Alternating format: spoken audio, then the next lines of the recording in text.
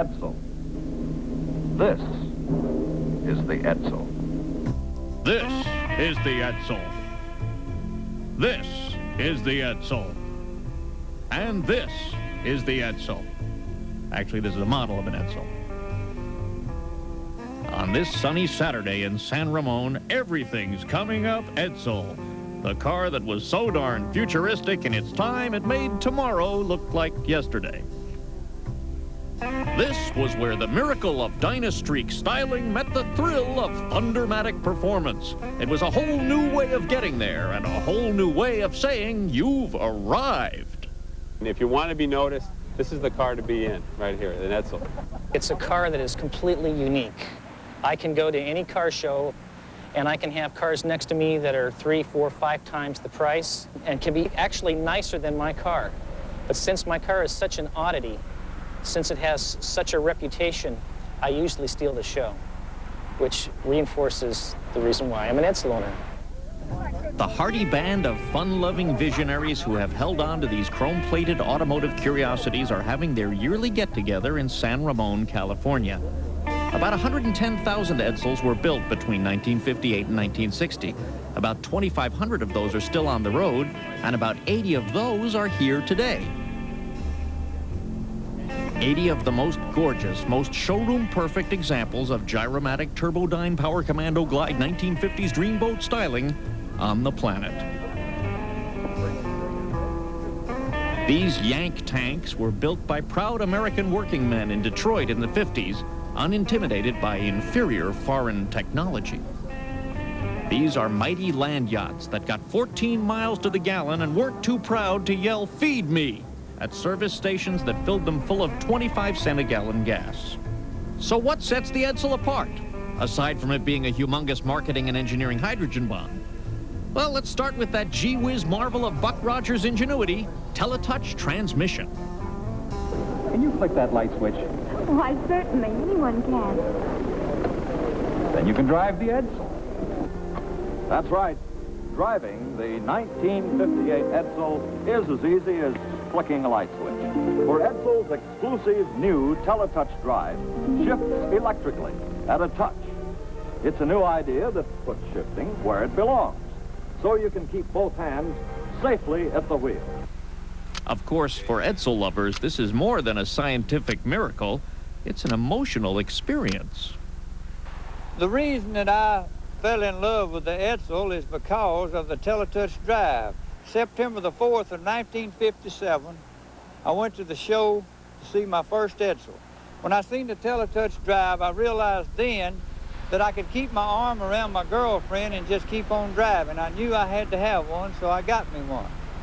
And I went on my honeymoon in a 58 Edsel with this teletouch drive when I got married, and I thought so much of the Edsel I tried to name my kid Edsel, but my wife wouldn't let me. That teletouch technology isn't the only innovation that sets the Edsel apart from the competition.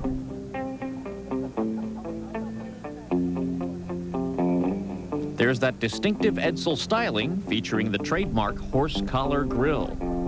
This is the Edsel. As its graceful flight deck and classic vertical grille suggest, it is elegant in every detail, and it acts the way it looks.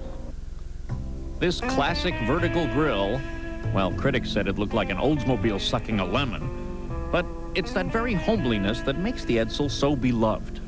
Its weirdness works for it, which begins to answer the question, what makes an Edsel owner an Edsel owner? I'm not your normal type of person in certain respects, and I'm not a follower. I kind of go on my own trail sometimes, and maybe the Edsel here just kind of personifies. Part of this event is an Edsel giveaway. Come on, wouldn't you trade that boring Econobox in your driveway for one of these V8 babies? This is a 1958 Edsel Citation Tritone hardtop. This was the top of the line of the 1958 Edsel. Sold for about $4,000. Doesn't seem much now, but in those days it was a lot of money. The Edsel was unique in that it had the tritone. It's copper, black, and frost white. Some lucky person is going to drive away in this car tonight for the sum of only $1. So why didn't the Edsel sell in 1958? It was innovative, uniquely styled, and came in more color combinations than a Grateful Dead t-shirt. Curry Weed started with the Ford Motor Company the day the Edsel was announced. He was there. He knows. I think one of the reasons that it didn't sell particularly well was also coupled with the styling and, unfortunately, the quality. Quality of vehicles in 1958 across the industry were not very good, and the Edsel was not one of the top ones even that year. In fact, it was near the bottom. Teletouch Drive itself was an engineering nightmare, constantly breaking down. And you don't want that in a car that costs $30,000 in today's dollars. And did we mention it was released in the middle of a massive recession? Still, driving an Edsel is an experience no man should miss. Discover for yourself the thrill of driving an Edsel.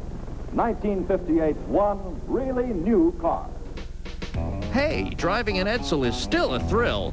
When we come back, we'll show you an astonishing, one-of-a-kind, custom-made Edsel that'll have you saying, there's a hard-charging, sizzle and sass Suburbo cruiser that has my name on it. We've seen that the care and feeding of an Edsel can become a magnificent obsession. How far can that obsession go? Well, take a look. This is an Edsel Sky Cruiser, and when I built the car, I figured that I would put my own name on it, and this is the name that I come up with, a Sky Cruiser. And I think it's a good name for it because it'll cruise, and you can look at the sky while you're cruising, I guess. I guess that's the reason I use that name. There was no such car as the Edsel Sky Cruiser. This is the front end of a 58 Edsel convertible welded onto the back end of a 58 Ford Skyliner, the famous convertible hardtop that defined automotive coolness in the Eisenhower era. Here's American ingenuity at its finest. Here's a pure expression of hands-on Yankee can-do spirit. The ability to want something and make it happen. Here's what can be done with a big enough car, a big enough dream, and a big enough welding torch. It's a fun car to have. You got the best of both worlds. If it's storming, you put a hard top up. If it's sunny, you put the hard top down, you got a convertible.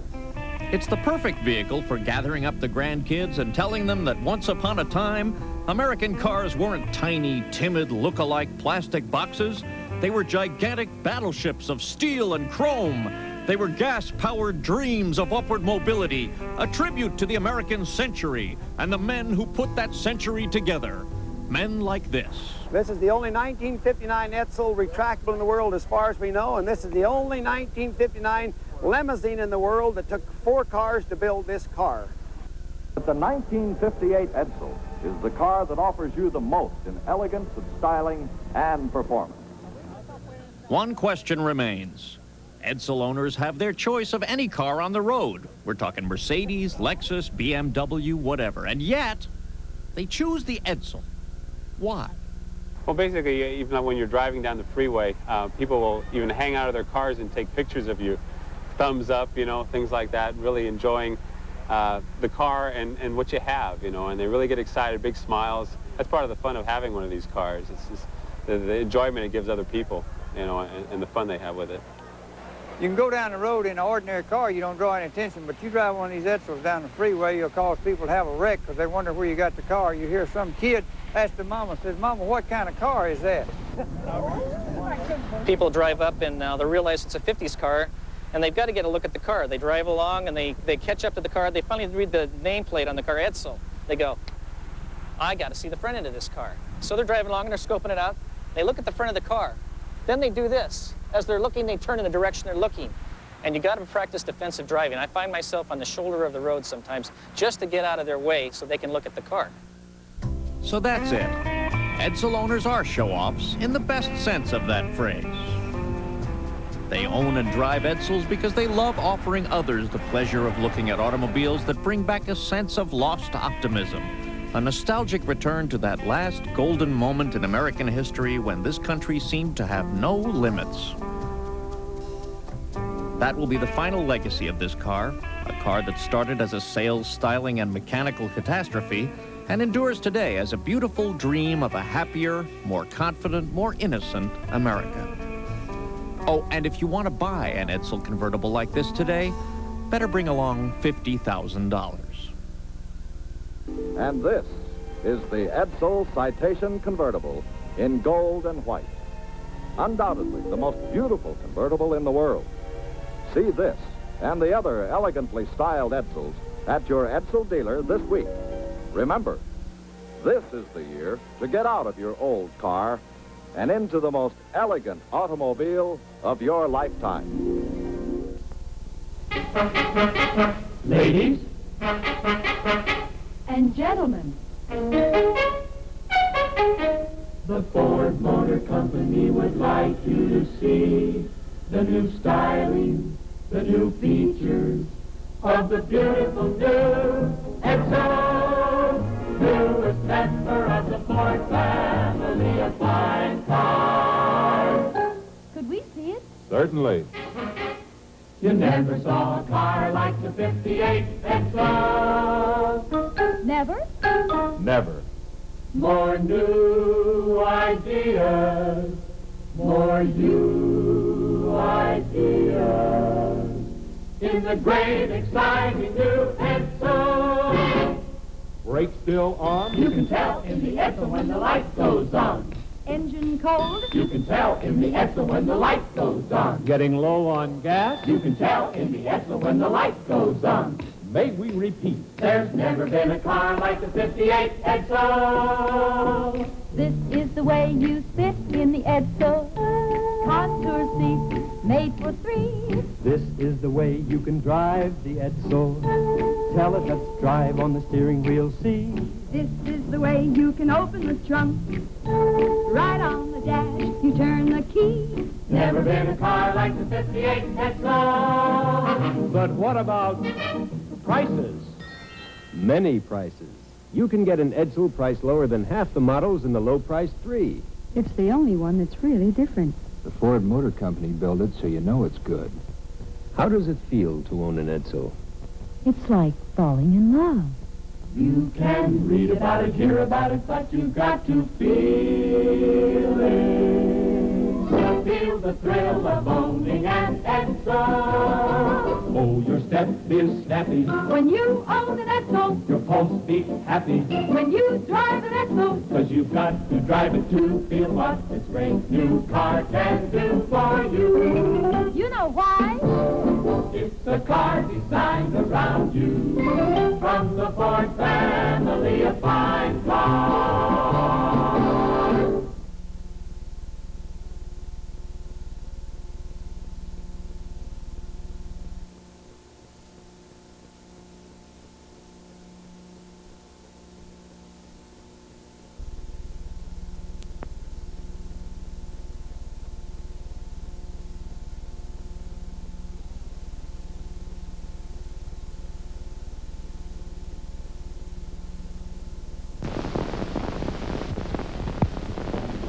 Under this canvas cover is one of the best kept secrets in the automobile business.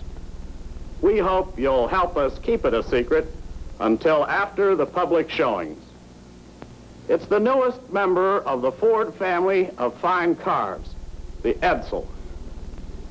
As you may know, the Edsel will be publicly introduced on September 4th. A great deal of planning has gone into getting ready for that day. And we want you to know about that planning so that you will understand what Edsel means to you as a member of Ford management. That's why we have prepared this management meeting. Before we begin our meeting, I would like to say that I am personally very gratified at reaching this milestone in the development and progress of our company. We have felt for a long time the need for Ford Motor Company to have more effective coverage of the medium-priced field to enable us to reach our competitive goals. By all of us putting our best efforts behind it, we feel that the Edsel program will help us accomplish that aim. And now, here is the Edsel story.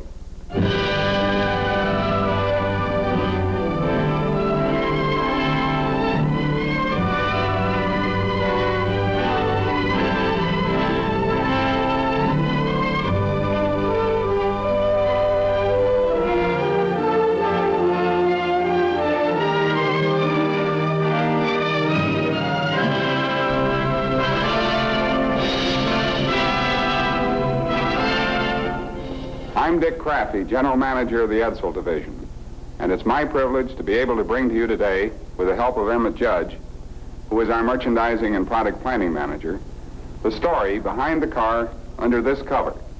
It's an important story to you as a member of Ford management because it represents a great step in the growth and progress of Ford Motor Company. We want you to see the Edsel a little later. We want you to know the car, its styling, its features, its performance.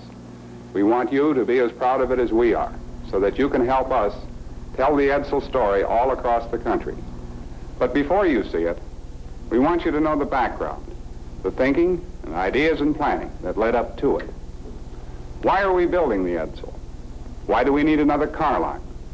What do we expect to gain for Ford Motor Company with this new car? How are we going about it? I'm going to ask one of the men who have lived with these questions for a good many months to give you the answers. Emmett Judge. Thank you, Dick. The Edsel story is a great story. It will become an important part of automobile industry history. And it's a once-in-a-lifetime experience for all of us in Ford management. The company is doing a job in introducing the Edsel that surely we will never do again, and a task which I question we will ever see done again in our lifetimes. It's a big task. As you know, our company is investing $250 million to introduce the Edsel. It's a tremendous program in terms of its financial implications. And that part of it makes it a real challenge to all of you who will have a part in the successful establishment of the Edsel in the American automobile market. Most people are unaware that the Ford Motor Company has been thinking and planning the Edsel car for 10 years. Our roots are not a mere 2 years deep in the company, but in reality 10 years. It was in 1948 that Ford Motor Company first began thinking about the introduction of another car in the medium price field. It was Henry Ford II who originally suggested the idea. But the company had more pressing problems at that time, as you all well know. However, a year later, in 1949, we made the first presentation of the proposal to the Executive Committee. At that time, we referred to it not as the Edsel, but as the intermediate car. We received approval of the program and started the styling of the automobile. It was well planned in terms of preliminary engineering in 1950 when the Korean War came along. I'm sure you are all well aware of the impact of that particular event. We could not have sold a single additional automobile by having another car during a war-directed economy. We discontinued the program, although a great deal of study went on in the meantime. Finally, in the fall of 1954, the program was represented to the Executive Committee. The designation E-Car program was attached to the undertaking at that time, and active styling work was started in late 1954. The program was approved by the Board of Directors on April 15, 1955. In the 2 years that followed, we completed the styling and engineering of the car, created an organization which now totals 1,500 people, and have underway the creation of a dealer organization. The big event we are all waiting for is the culmination of not only 2 years of work and development, but the satisfaction of completing a job of some 10 years duration. That's very briefly the history of the Edsel program. But many people ask me, and I'm sure they ask you because you are associated with the Ford Motor Company, why have we undertaken such a program? Why are we investing $250 million in a risk venture of this type? Our answer to that is that Ford has a real sense of responsibility in being a part of the things that are occurring in America today. And even more important, we want to be a part of the growth and potential that lie ahead in this great country of ours. Let's look at some of the things that are happening in America. In 1945, there were some 140 million Americans. Yet in the 10 years following the war, we grew to 165 million. Since the last successful introduction of a car in America, the Mercury in 1938, 65 million Americans have been born. To them, the introduction of a new automobile will be a new event. But more importantly, let's look at the future. Statisticians estimate that by 1965, the American population will total approximately 190 million. To us in this industry and this company, more people mean more automobiles, because the automobile is an essential part of American living. Putting together this growth in terms of people with economic growth, you particularly see the significance of things to come in America. Back in 1945, we had a gross national product just over 215 billion. Gross national product, as you know, is the measure of total productivity in America. By 1955, we had grown to 375 billion. In 1956, we were well over 400 billion. And this year, we are running along at a rate of around 427 billion. By 1965, even the most conservative estimates indicate that we will have a gross national product of somewhere around 535 billion. When you add that to growth in terms of people, it means the purchase of more automobiles.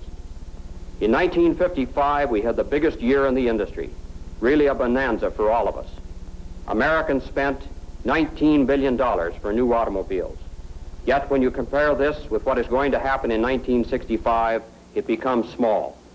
By 1965, we estimate it will be somewhere around $26 billion because there will be more people with more economic resources to buy more automobiles. These basic economic factors indicate briefly and simply why the Ford Motor Company wants to be an important part of the growth of this industry. Back in 1945, there were 26 million cars on the road. A lot of people thought if we ever reached 30 million, we would bump up against the ceiling. Yet the industry doubled the car population, 50 million cars by 1956. Today, we are still growing. By 1965, there will be some 70 million cars on the road in America. The potential owners of these cars are here today. We can count them.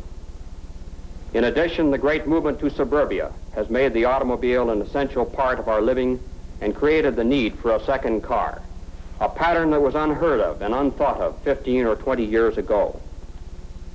It is this tremendous growth in people and economics and the importance of the automobile in American living today that is the one important reason our company is embarking on this program of introducing a new car to the motoring public. Because you are a part of the company and the industry, you know the structure of the automobile market. You know that in the low price field there are three principal makes, one for Ford, General Motors, and Chrysler. We have about the same number of models as Chevrolet and Plymouth, and we each have about the same number of dealers. When you examine the medium price market, you find an entirely different pattern. Ford Motor Company has only one product, the Mercury. General Motors has three, Pontiac, Oldsmobile, and Buick. Chrysler has its three, Dodge, DeSoto, and Chrysler. The deficiency in the market is evident for our company. In the high price field, a pattern very much like the low price field exists. Each of us has a product, and we each sell through about the same number of dealers. The big gap is in the medium price field. And because of this lack of equal participation in the medium price market, our company has been predominantly a low price car producer. For example, 80% of our volume is in the Ford car, and 20% of our sales are in the other markets. This is in sharp contrast to General Motors, where 50% of their business is with the Chevrolet and 50% with the cars in the medium and high price field. About the same pattern exists for Chrysler. Ford Motor Company needs another product in the medium price field to compete effectively in the growing and broadening automobile market. This is particularly important when you examine what is happening in the medium price area. Today, as was true during 1956, 55, and 54, over 60% of the sales in the automotive market have been in this medium price area. The 60% represents not only the sales of cars that are traditionally in this area, but also the sale of products from the low price field, which are actually priced in the medium area. For example, the upper models of Ford Fairlane, the Chevrolet Bel Air, and Plymouth Belvedere. The automobile market is a churning, moving market. About 40% of the new car market each year is made up of individuals who are changing makes. They may be moving from one market to another or changing makes in the same market. But whatever the reason, they are making a change in product ownership. The real significant aspect of this pattern to us is what happens particularly to people who own cars in the low price field. We would like to have the young man entering his first job buy a Ford used car. Then as he gets established, we want him to move on and buy a new Ford car. As this same fellow moves along in life, he will be among those to move into a car in the medium price field. Here again, we want him to stay with a Ford Motor Company product. Today, we have only the Mercury in this price field. Those who find higher success in life move into the prestige field. We want these people to own a Lincoln. That's the ideal pattern. Actually, it doesn't occur. And the reasons it doesn't occur are real, significant, and important to all of us and the job we are doing in bringing out the Edsel. Here is what happens. If you look at the ownership of some 50 million cars on the road today, you will find about the same number of Chevrolets and Fords. But what happens to these owners as they tend to buy up into the medium price field? The Ford owner has only one product to move to in moving into the medium price market, the Mercury. The owner of a Chevrolet car can stay in the General Motors family by moving into a Pontiac, Oldsmobile, or Buick. Why do people move up from a Ford or Chevrolet to a medium price car? They move because they want a car in an area of the market where they have an opportunity to express more individuality. General Motors is able to give them a choice of purchase which we cannot with only one product. Here is the most startling thing that happens. Of the Chevrolet owners who buy up into the medium price field, 87% of them stay with the General Motors Corporation family of cars. This is in contrast to the pattern in Ford, where only 26% of our graduating Ford owners stay with us and buy a Mercury. And the real clincher is that those who do not stay in the Ford family move over and buy a General Motors car in the medium price field. We give the three cars in the medium price field of General Motors about 2.4% of the industry every year, with these owners of ours who are leaving Ford and moving to General Motors ownership. This is a pattern we want to change, and it will be accomplished with the introduction of the Edsel car. Now, what about the movement of automobile owners within the entire corporation? 82% of the owners in General Motors stay with the corporation family of cars from year to year. Now, here is what happens in Ford Motor Company. Ford retains about 69% of its owners from year to year. We do this with three products, in contrast to the 5 for General Motors, which is actually an admirable job. But what will happen with the addition of the Edsel to this pattern? It is our estimate that the company will then be able to retain somewhere around 74% of our ownership from year to year. By establishing the Edsel, we broaden Ford Motor Company ownership in the medium price field. Many people ask, where is the Edsel going to be priced? Is it going to be between this make and another make? The question cannot be answered that way. The answer is that the Edsel car is going to compete across the broad reaches of the medium price market in the same manner that other products do in that area today. That is the simple answer and the honest answer in terms of the pattern in the market today. For example, our various series of Edsels will compete with the Pontiacs, the Oldsmobiles, and the Buicks. The big task that is now underway in the Edsel division is the establishment of a dealer organization in the field. From the more than 4,500 inquiries we have received, we expect to select about 1,200 dealers by introduction time this fall. Ultimately, we will grow to about 3,200 dealers comparable to other competitors in the medium price field. This growth in franchises will give Ford Motor Company broader coverage of the market in terms of our relationship with General Motors. One big job we have done in the Edsel division in the last 2 years has been to take a full look at the individual we call customer. In developing a new car and marketing it, we had to know a lot about this fellow. What makes him tick? Particularly, why does he buy cars in the medium price field? Why does he buy the particular make he buys? How strongly does he feel about it? What causes him to make the decisions he makes? How is he going to feel and react to buying a new car, a new make on the market? All of these things are important to us. They are difficult things to get a hold of because many of them are intangible and psychological in their implications. It almost means stepping into his mind and finding out what motivates him. We wanted to find out how people felt about the competitive makes in the market. We asked them many questions and we probed many ways. We found out such things as which makes appeal to older men and which to younger, which are liked best by women. How are these makes associated with social status? How do people think of the various cars in terms of appearance, workmanship, trade-in value, performance, and so forth? From all this mass of data and knowledge of competitive cars we gathered, we were able to frame the requirements for the Edsel to achieve the objectives established for the car.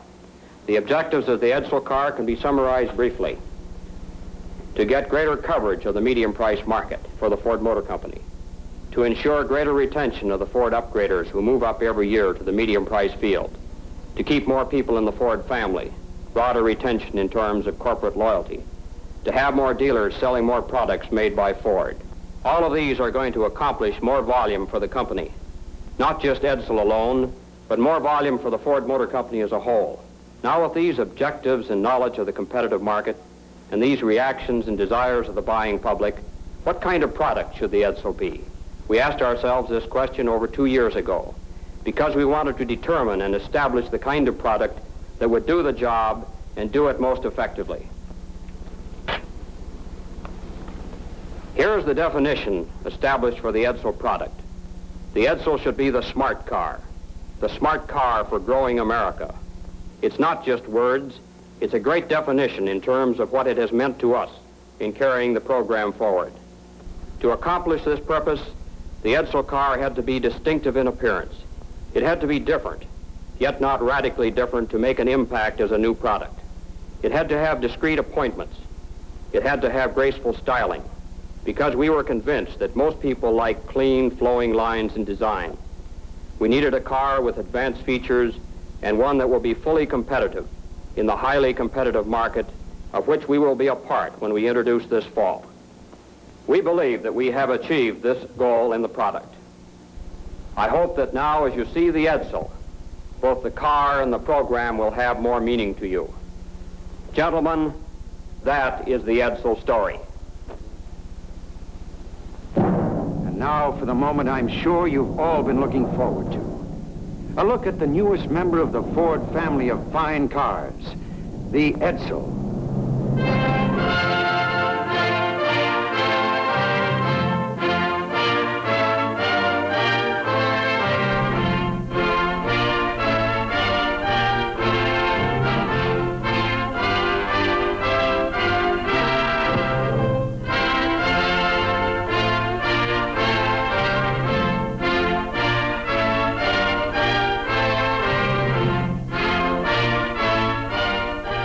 Edsel, the car that is already making automotive history for Ford Motor Company.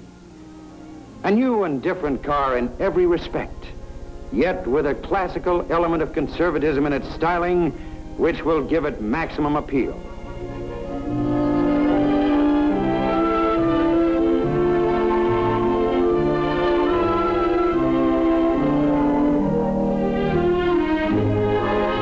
Its flowing, graceful lines, sculptured into the sheet metal, are clean and dignified.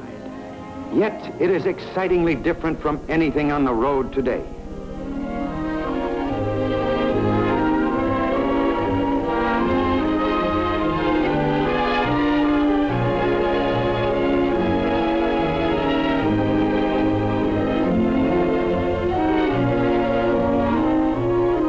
The car you are looking at here is the Citation, the top series in the Edsel line.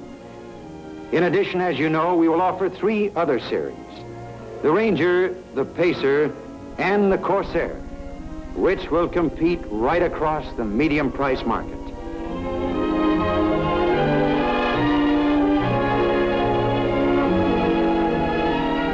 Edsel will offer in its 4 series a total of 18 body styles, including a full line of station wagons. Every one of them will be tops in its field in styling, performance, and features. Here are some of the new features which will be introduced in the Edsel this fall. This is our Teletouch transmission control. You can drive the Edsel, park it, and reverse it with ease. A flick of the Teletouch button makes an electrical contact, and a motor engages the transmission.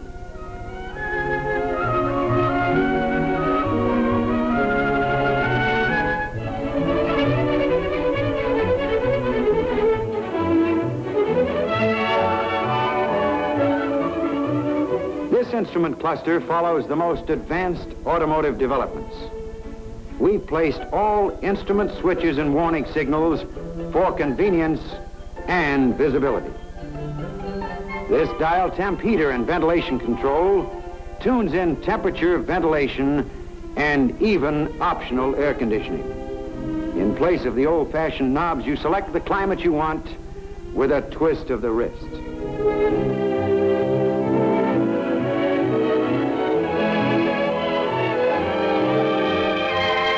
These visual reminders help you watch oil pressure, fuel level, oil level, and engine temperature. They also tell whether the generator is charging and whether the emergency brake is off. Preset this dial at the speed you want. When you exceed this speed, the speedometer dial lights up red in warning. A big reason for the outstanding performance of the Edsel is the E475 engine in this citation. The engine is named for the 475 foot-pounds of torque it develops. This torque is usable power, another top-selling feature of the Edsel.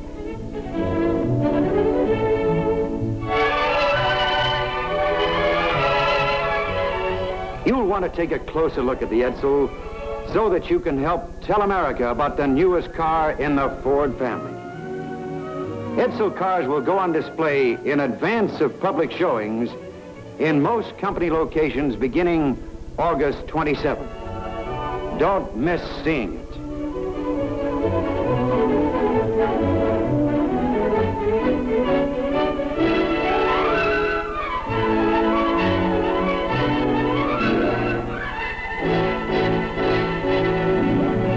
Well, there it is, very briefly. The Edsel story and the Edsel car. We're proud of it, and we hope you are too. I'm sure all of the members of Ford management understand the Edsel program better after hearing the story and seeing the car. But I would like to add this. Although Edsel Division is telling you this story, we didn't write all of it. Of course, the operating committee of Edsel Division has done a fine job in helping to bring us to this point in our history. I'd like you to meet them. Neil Bloom, Chief Product Engineer. Bob Collins, Manufacturing Manager. John Cooney, Industrial Relations Manager. Larry Doyle, General Sales and Marketing Manager. Emmett Judge, whom you have met. Dick Hellick, General Purchasing Agent. Ben Lackey, Controller. And Gail Warnock, Public Relations Manager. Each of these men in his own field has contributed a great deal to making our program a success. But the Edsel program is more than an Edsel Division program. It is a Ford Motor Company program. And it could never have been developed without the earnest and talented work of a lot of people. For example, the styling office under Bill Ford and George Walker, with Elwood Engel and Roy Brown, played vital roles in the styling of the Edsel. We are also grateful for the job which has been done by the engineering staff under the direction of Earl McPherson, Vice President and Advisor, Engineering Policy, and Andy Kuchar, Vice President, Engineering and Research. You have seen some of the new mechanical and electrical features developed through the cooperative efforts of the engineering staff and other engineering activities throughout the company, all of which will contribute to the success of the Edsel. These men represent literally thousands of people in Ford Motor Company staff and all the divisions who have contributed to the program with their work, talents, and ideas. Obviously, I can't name them all, much as I would like to. But I would like to take this opportunity to express the sincere appreciation of the Edsel Division to all of them. We have referred to the Edsel program in this meeting as the culmination of 10 years of planning and development, and it is. But it is not an ending in any sense. It is a beginning, the beginning of a great deal of work and effort on the part of every one of us to make the introduction of this new car a success. The job has just begun, and I know we can count on every one of you to make it a continuing success story. The Edsel story, which you have just seen, is the story of Ford Motor Company's faith in the future. I think it is very appropriate that we now hear from a man who has been a symbol of that kind of thinking in our management team. It is my pleasure to present Mr. Ernest R. Breach, Chairman of the Board, with his own message to close our meeting. Mr. Breach. How do you do, gentlemen? You've heard the Edsel story. You've seen the product. I hope you're as enthusiastic about the car and about the job it can do for Ford Motor Company as we are. The introduction of the Edsel next month will be a historic step forward for our company in our efforts to achieve competitive leadership in the industry. At the same time, this program was undertaken with a full recognition of the financial risks involved. We believe that the car has the styling that will appeal to the buying public, but every Edsel from the beginning must be the highest quality in the industry if the car is to be a success. Every purchaser of an Edsel car will either be a satisfied or a dissatisfied customer, depending upon that quality. Now, we've come a long way in the last 10 years or so, for which full credit is due to you members of this management team. If that were not true, we'd not be having this meeting because there would be no Edsel car. We would not have had the money, the facilities, the manpower, or the management know-how to tackle this tremendous job had it not been for our progress during the past decade.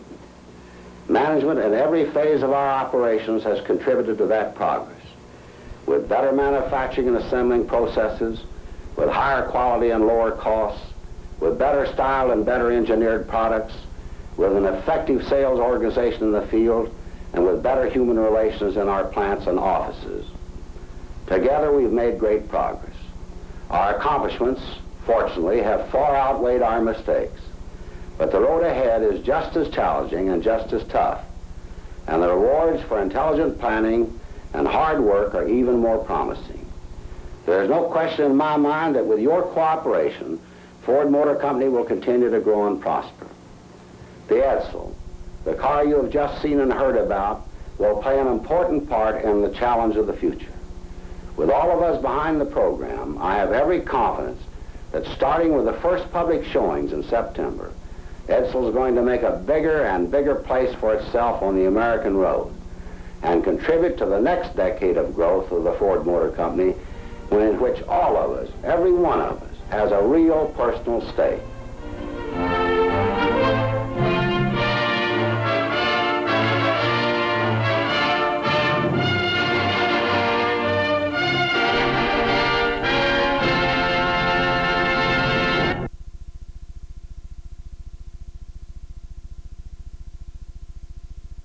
That's been going on for a long time now between a North Dakota man and a most unlikely object of desire. Here's ABC's Chris Bury. Deep in the North Dakota prairie lies a field of rusting metal and broken dreams. It is home to the world's biggest collection of America's most maligned automobiles. How many Edsels do you have? 152. Leroy Walker acquires old Edsels the way other people collect coins. This 58 Pacer, which is a top-of-the-line, small-bodied Edsel, four-door. He first took a liking to Ford's famous flop in his job as a junkyard mechanic. I'm going to get my gas line loose. Leroy noticed that old Edsels, despite their reputation as lemons, lasted just as long as cars held in higher regard. You see that they lasted 10, 12 years, which you look around at your competition, they didn't last any longer. The Edsel may have been Ford's most notorious failure, but Leroy Walker believes the car got a bum rap. He wants history to be kinder to Detroit's biggest bomb. They'll know you've arrived when you drive up in the 1958 Edsel. The Edsel, named for Henry Ford's son, arrived to fanfare, only to exit in disgrace 2 years later.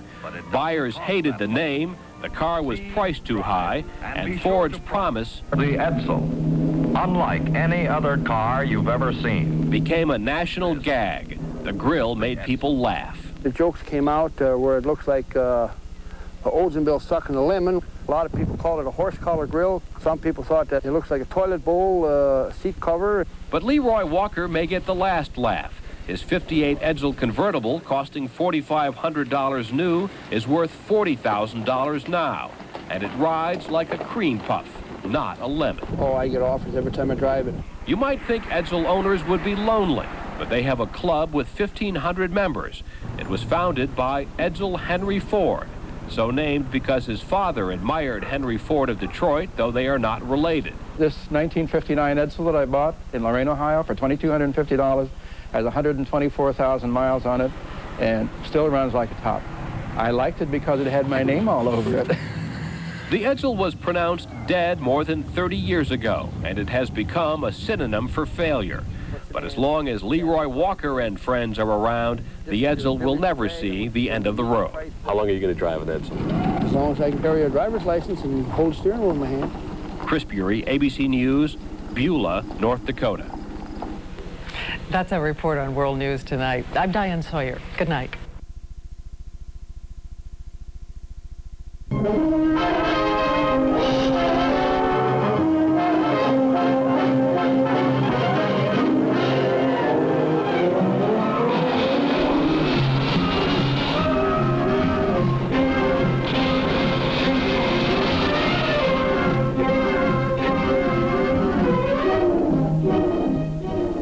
This is the way some great adventures begin.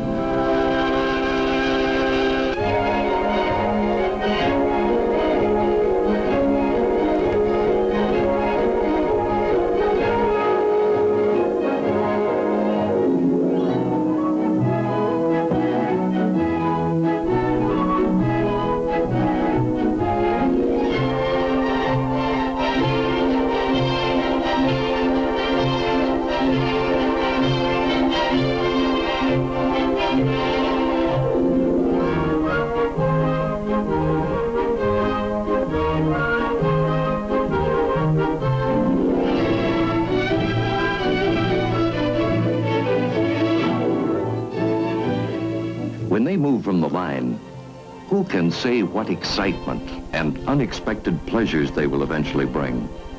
And to whom?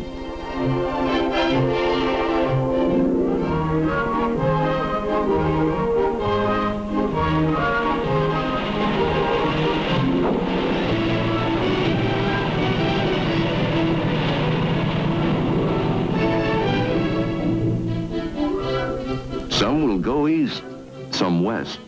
Some will find a home near, others far.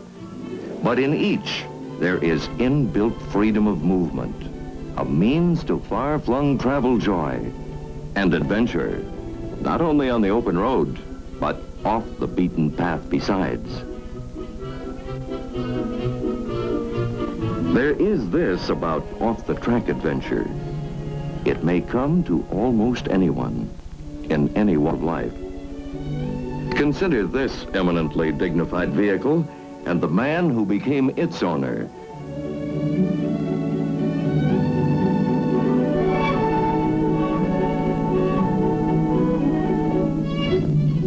The Hippocratic Oath, which all physicians take when they enter practice, boils down to this. The welfare of his patients must always take precedence over the comfort, convenience, and self-interest of the doctor.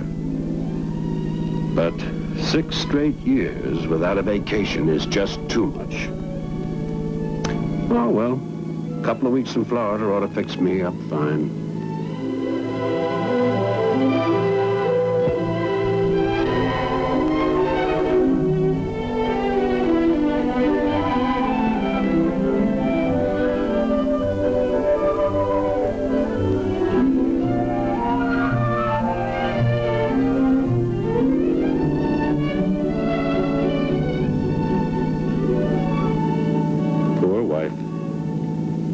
I can imagine what Martha's had to put up with these last few months.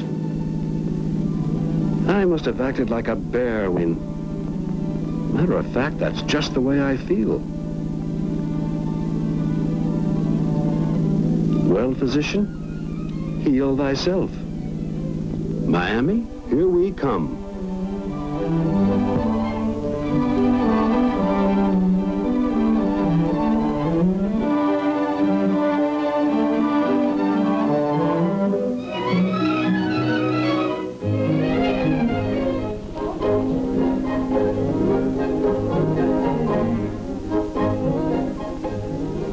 By George, there's something about these little southern towns. The tempo is different. Just what I need, a change of pace. But no, we have a schedule to keep. We have to meet the crowd from home. Wham, bang, zowie. Parties, dinners, dances. If I could just get away from people for a while. Of course, going to Miami is fine, but the parties weren't my idea. Matter of fact, Martha did all the planning, and she kept bringing it up and bringing it up. That's a woman for you. Made me think it was my choice. Women have no consideration.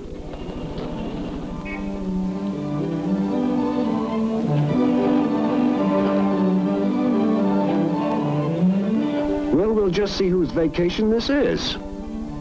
Maybe we'll just do a few things the doctor wants to do. George Dunn told me about Southern cattle auctions, so...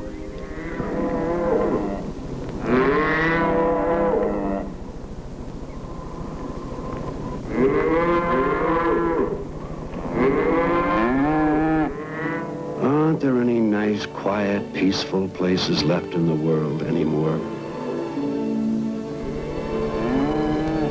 Wait a minute. What is there about this country I'm trying to remember? Southeast Georgia. The Okefenokee Swamp. That's it.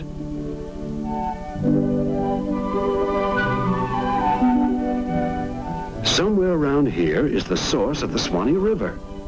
The one Stephen Foster wrote the song about. I've always wanted to see that. The parties and the dinners and the golf can wait.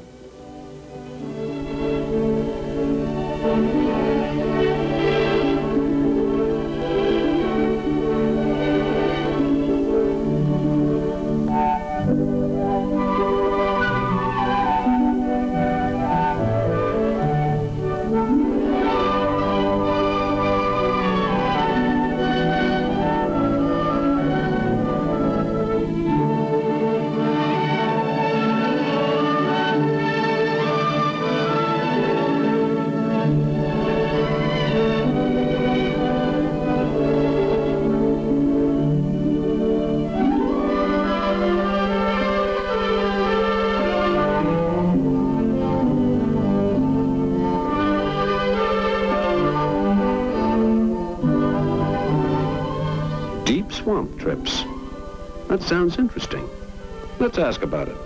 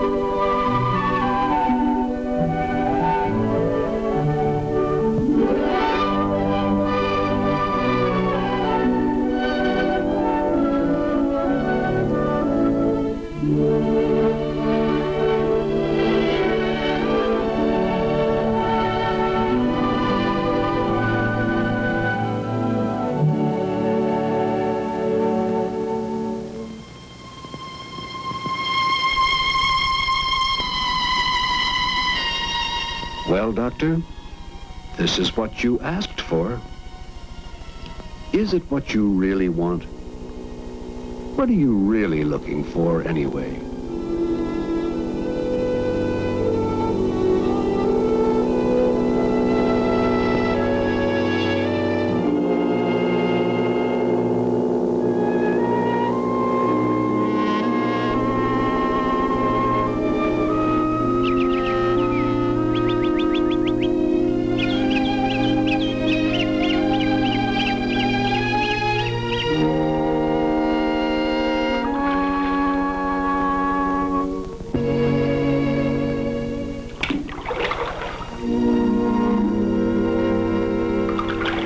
Patterns of sunlight and shadow, always changing.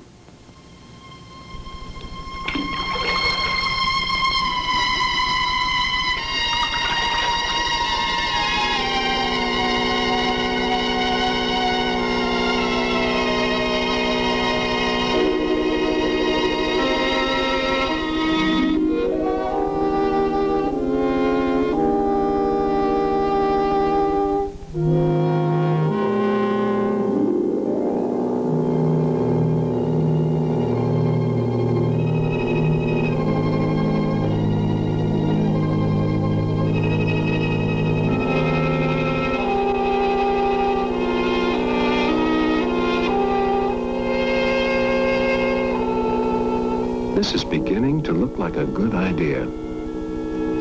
Relax, my friend, and make the most of it.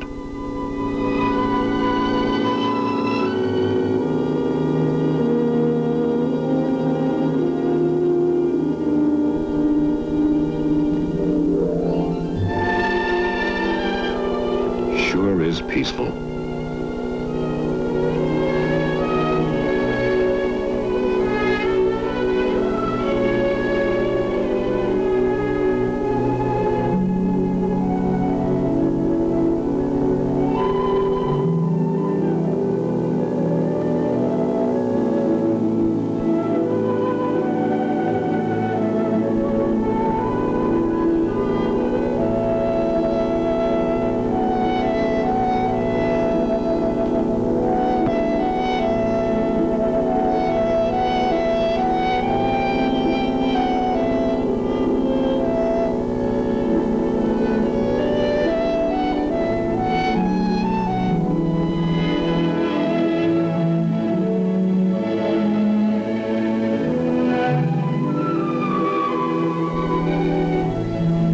Ugly animal. Must be 15 feet long.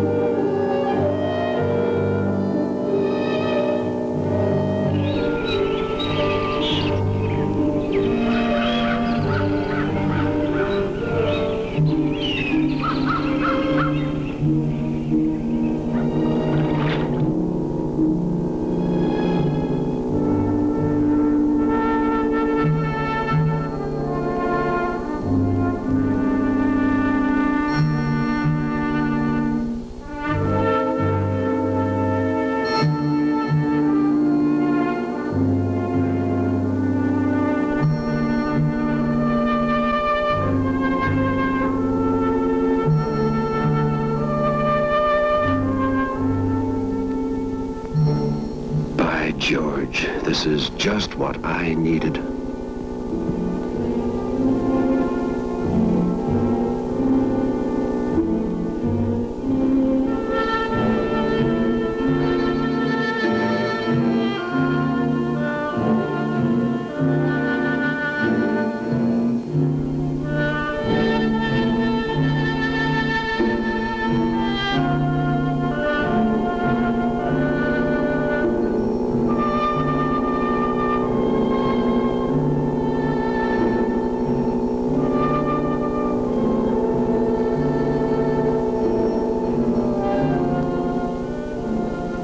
Spanish moss and cypress trees. Beautiful.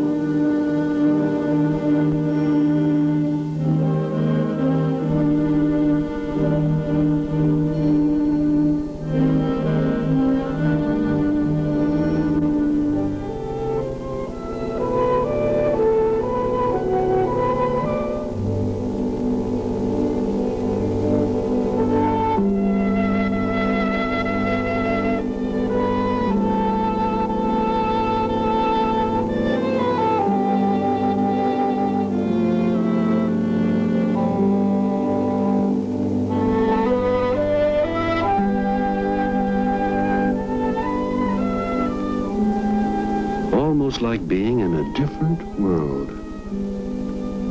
Primitive, mysterious, yet strangely satisfying.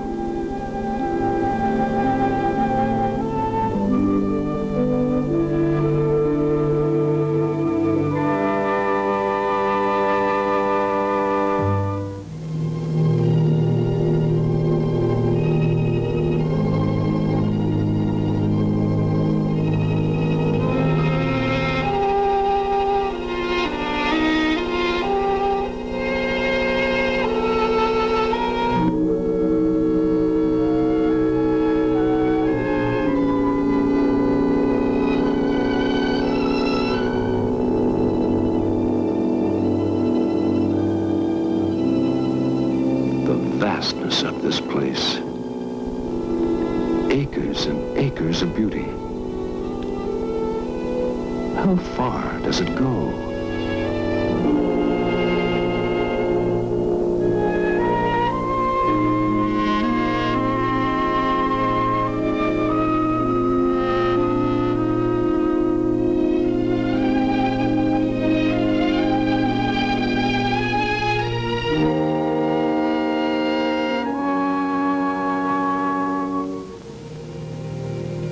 So this is the source of the Swanee.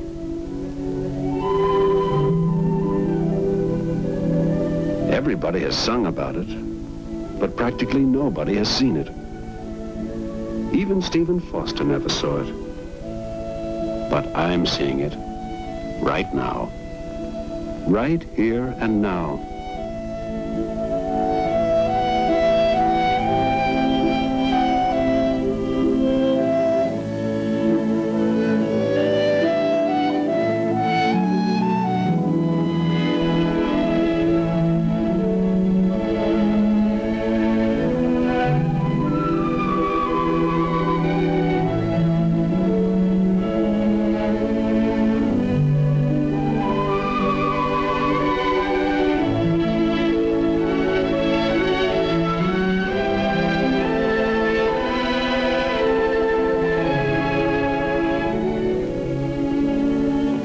I'm sorry to leave all this serenity and beauty. Relaxed? Yes, but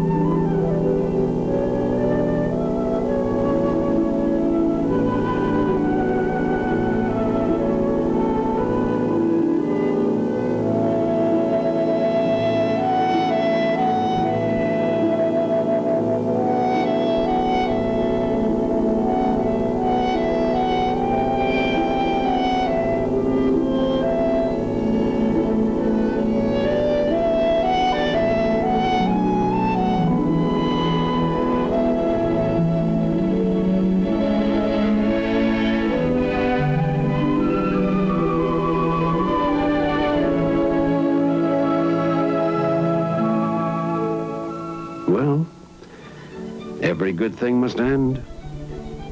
My little adventure, my withdrawal from noisy reality is over. We're going to drop our boatman somewhere as a favor.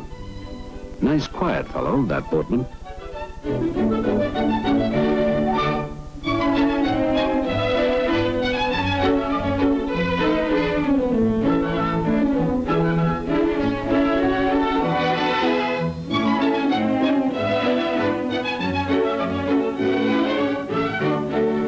An invitation to a swamp family dinner.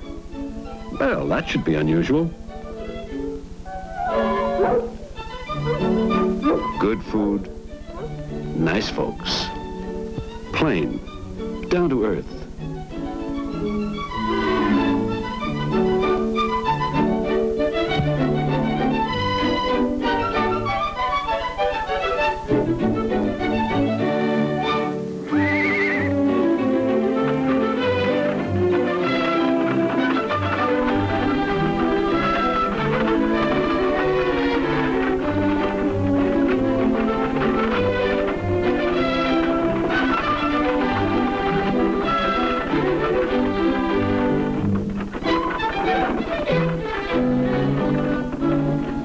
This is what Martha was plotting with our boatman friend.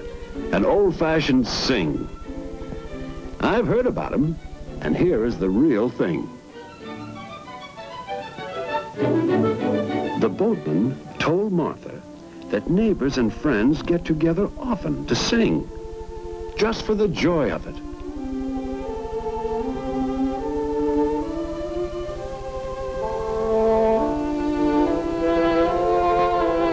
Would we like to stay and attend the sing? Would we? They use what they call shape note books to sing from. It was a new term to me. A glance at the book showed that the notes all had odd shapes: squares, triangles, circles.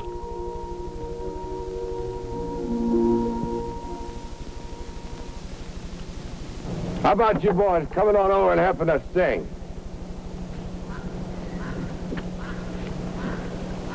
All ready to sing now? Okay, let's sing. Amen and grace, how sweet it sounds that saved a wretch like me.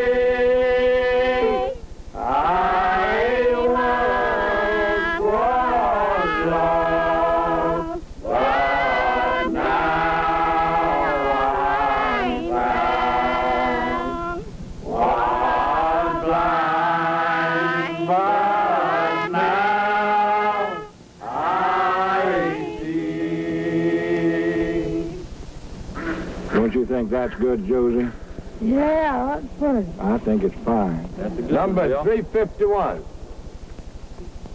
Make me love everybody, make me love everybody, make me love everybody. It's good enough for me. It's the old time religion, it's the old time religion, it's the old time religion. It's good enough for me. Good for our mothers, it was good for our mothers, it was good for our mothers. It's good enough for me. It's the old time religion, it's the old time religion, it's the old time religion. It's good enough for me. It was good for our fathers, it was good for our fathers, it was good for our fathers. It's good enough for me. It's the old time religion, it's the old time religion, it's the old time religion. It's the old time religion, it's the old time religion. It's good enough for me. And so, on to the parties and the dinners and the golf. I can enjoy them now. Why? Scientific diagnosis, easing of tension due to changed environment. Unscientific diagnosis, discovery that peace of mind can be found in simple things. Just what the doctor ordered, and I feel great.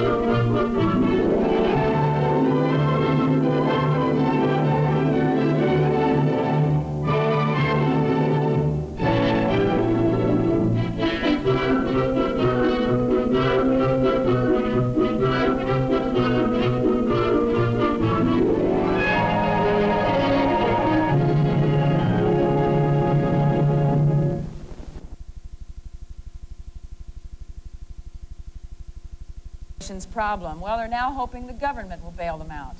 Why does Chrysler have to be bailed out? Well, Skip, you know, some of the cars they've been building have been too big, and they've been ponderous, heavy, and they have tremendous gas problems. So what? I've got an aunt like that. Nobody's bailing her out. Be that as it may, Skip, if anybody thinks Chrysler's having a problem with its cars today, they should have been around in 1957 when Ford came out with the Edsel.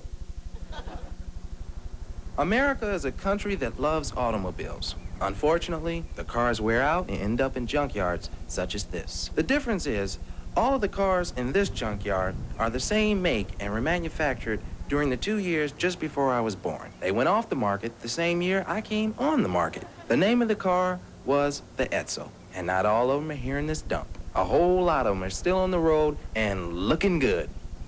The 1958 Edsel. The Edsel was born in 1958. It died in 1960. It was a large luxury car, full of all the expensive gadgets Americans love. The trouble was, it was introduced during a recession when Americans were more interested in buying their first Volkswagens. And so, that unmistakable Edsel grille quickly faded into the pages of automotive history. During the 3 years Ford made Edsel, only a little over 100,000 came off the assembly line. So today, the car is quite a collector's item. Recently, over 100 Edsel collectors from all over the country gathered in Concord, California for their annual meet. This being the 20th anniversary of the Edsel's demise, they met to pay their respects to the car that's been called the biggest loser in Detroit's history. The word Edsel, one of these days, will be in the dictionary, and the definition will be mistake. People can always find a winner, but to back a loser and stay with him, even though he's losing until he becomes a winner. It's a hard thing to do, but it's a lot more fun. The engine loaded with go, go, go. When you're out on the highway, the Edsel makes it fun to be alive. See your Edsel dealer and take a drive. Having polished away the rust and humiliation of 20 years, these proud Edsel owners took their Rangers, Pacers, and Citations out of the closet and onto the nation's highways. From east and west, they came, just to prove the Edsel can still take it. The car originally cost around $3,000, and today they can go for about $25,000 and more. Well, we just drove in from Texas. We didn't have any trouble, but there is a matter of getting back. Probably the most unusual aspect of this unlikely get-together was the chairman of the convention. His name, believe it or not, is Edsel Henry Ford. My name was to have been Henry Edsel Ford, believe it or not, but there was a cousin born before me and took my given name, Henry Edsel Ford, so Dad named me the Edsel Henry Ford. The Edsel owners come from all walks of life. Doctors, lawyers, salesmen, even a part-time stand-up comedian named Stan Lemkill, who decided to try and sell me a 1958 Edsel. Hi there. I'm Stan Lemkill for Lemon Motors, and we got a beauty for you today. Just look at this little beauty. This is a great car. We don't need that. It never did. This is a 1958 Edsel Citation with all the best goodies you've ever seen on a little car. It's got push-button automatic, it's got hubcap, it's got headlights, it's got a bumper, none of which work. We're going to also give you this free little bucket here to put all parts in that fall off the car when you drive it down the road. It's only $12.95 to you and to you today. Maybe tomorrow we'll knock a few bucks off, but today, $12.95. Charge on in. And so, let's hear it for the Edsel. After 20 years, it's still the sweetest lemon to ever grow in the automotive orchards of Detroit.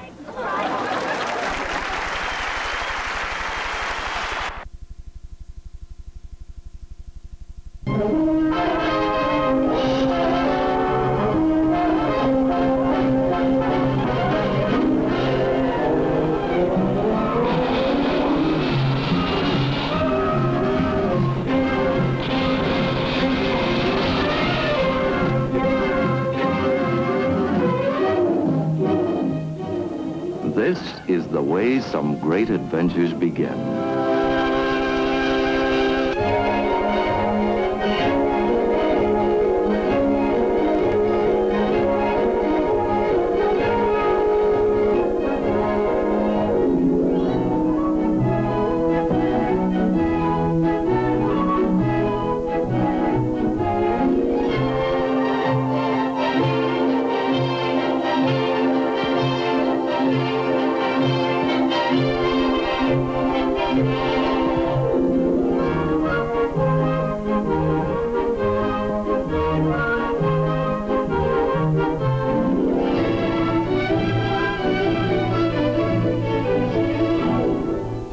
When they move from the line, who can say what excitement and unexpected pleasures they will eventually bring? And to whom?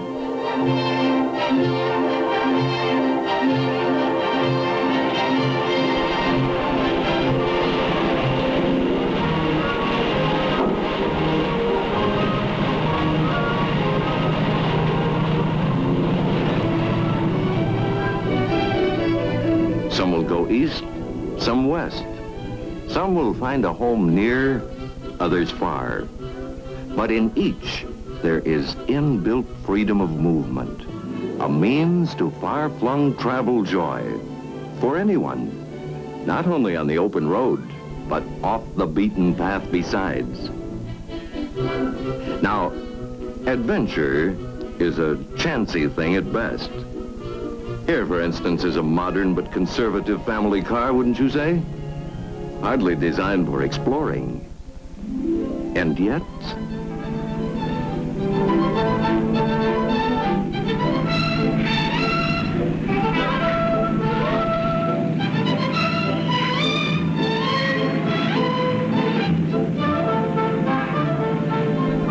What a vacation.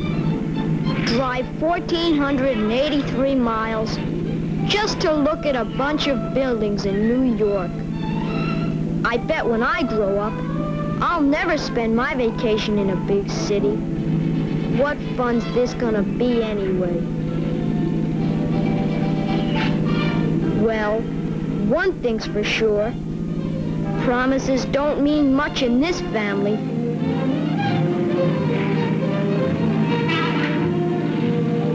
Just the same, I'm sure not gonna remind him of what he said.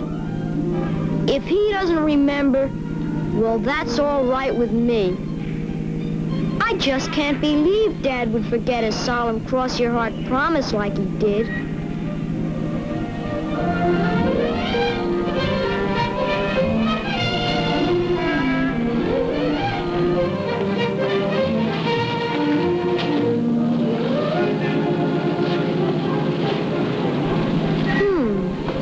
Rockefeller Center.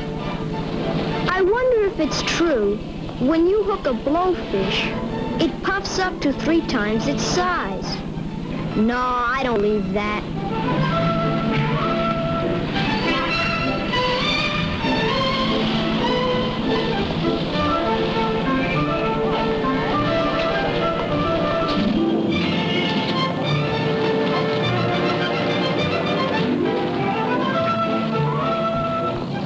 Golly, when parents get to a certain age, they sure are a problem. Of course, Mom's told me a man's got to expect disappointments. But golly, you'd think Dad would have remembered something as important as a promise. What I'd like to do is to catch a shark and have my picture taken with it.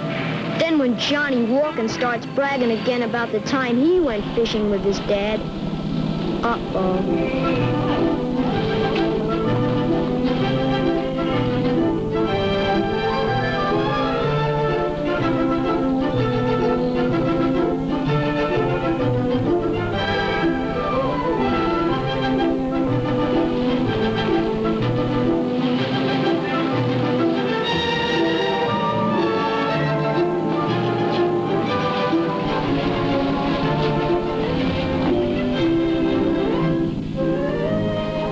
For Pete's sake. The way things are going, when we get home and the guys ask me what we did, I'll have to tell them. Oh, I looked at a lot of backs and legs.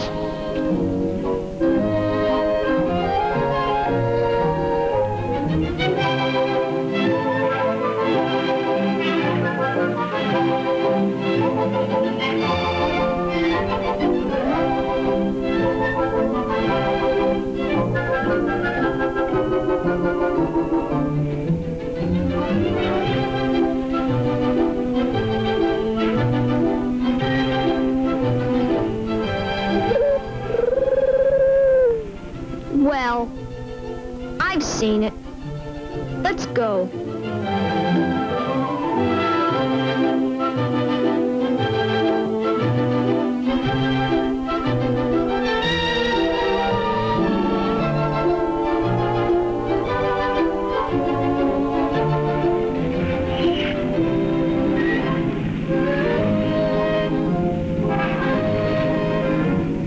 A shark's pretty big, I guess.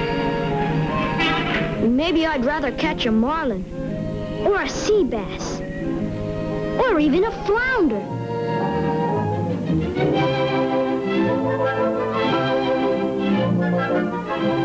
United Nations.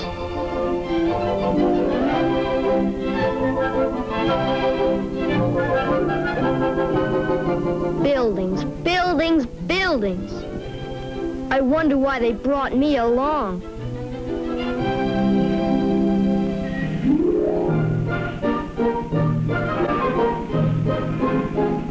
Here we are at the Battery, and we're not even going to the aquarium. They've got other plans.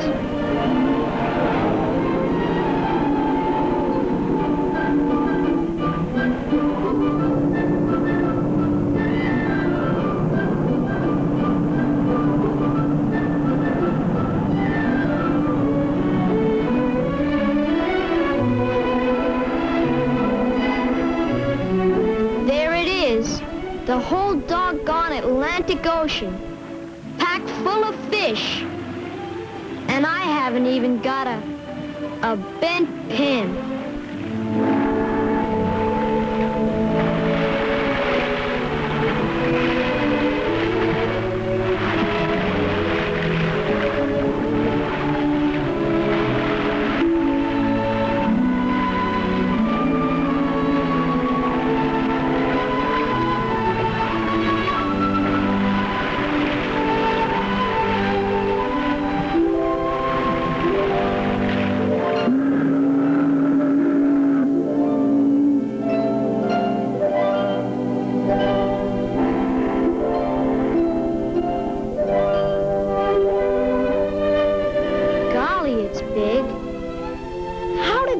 Get it up there.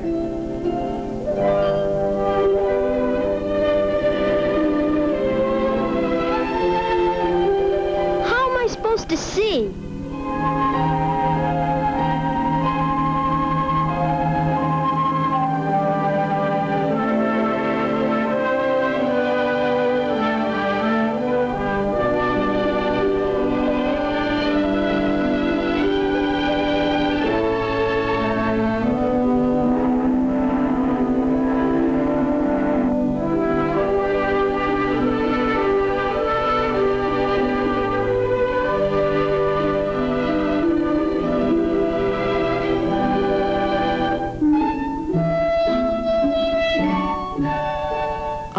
What's the use?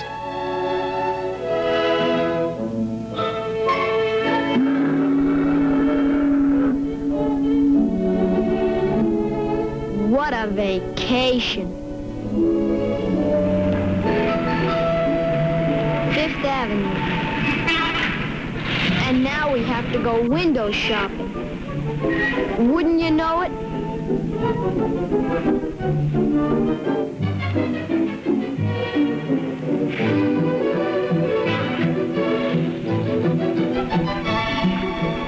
This is great. How much more time are we gonna waste around here?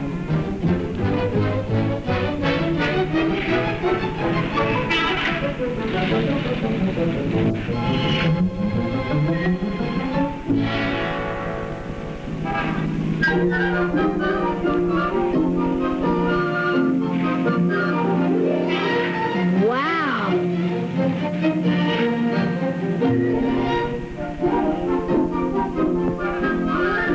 Gosh, with all that stuff, I could catch every fish in the ocean.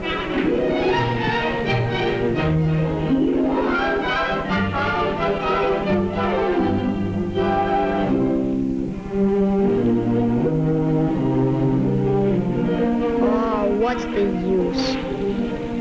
He won't remember his promise anyway.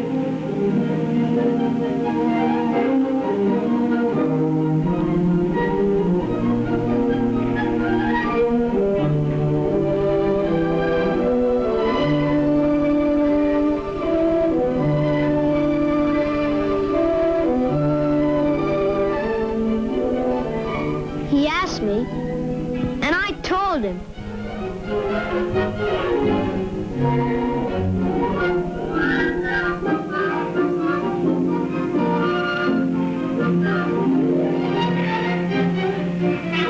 He remembered.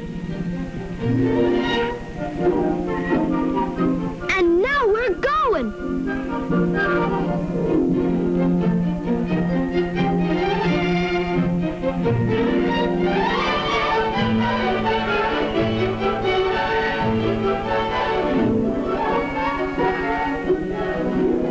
After all, a promise is a promise, even if he did make it 2 years ago.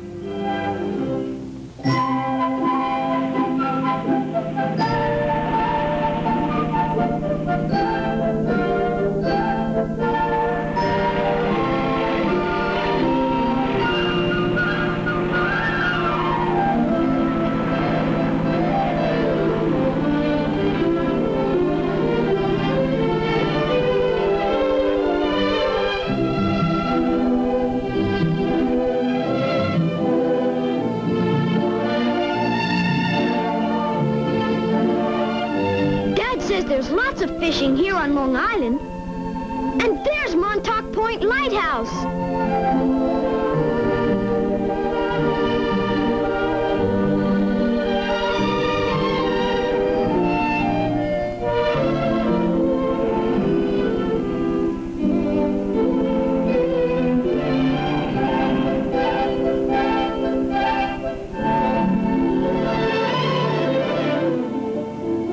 I never saw a lighthouse before. Come on, Dad!